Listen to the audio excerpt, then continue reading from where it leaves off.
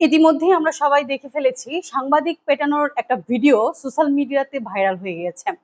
আমরা কি এখন শুধু গুম খুন আর চাঁদাবাজের দেশ হয়ে গেলাম? গাজীপুরে দিনের আলোতে পুলিশের সামনে একজন সাংবাদিককে রক্তাক্ত করে ফেলা হলো। এ কেমন সমাজে আমরা বাস করছি? অটোরিকশা চালকদের কাছ থেকে চাঁদা তোলার খবর করতে গিয়ে সাংবাদিক আনোয়ার হোসেন নিজেই হয়ে গেলেন খবরের শিকার। 7 থেকে 8 জন যুবক তাকে পেটালো, ইট দিয়ে মাথা ও মুখে আঘাত করলো, আর পাশে দাঁড়িয়ে থাকা পুলিশ শুধুই দর্শক। সাংবাদিকতার অপরাধটা আসলে কি? সত্য বলার অপরাধ? চাঁদাবাজদের মুখোশ খুলে দেওয়ার সাহস?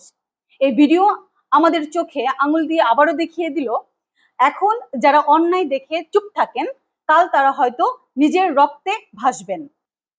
আনোয়ারের মা বললেন, আমার ছেলে কোনো অপরাধ ছাড়াই আজ হাসপাতালে পড়ে আছে, কিন্তু আমরা ভয়েই কাঁপছি, কারণ তারা এখনো ঘোরাফেরা করছে আমাদের আশেপাশে।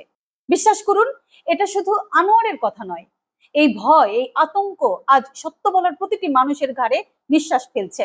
আমরা যদি চুপ থাকি, তাহলে পরের বার আর কেউ কলম ধরবে না, আর কেউ সাহস করে লাইভে যাবে না, আর কেউ রিক্সাওয়ালার পাশেও দাঁড়াবে না।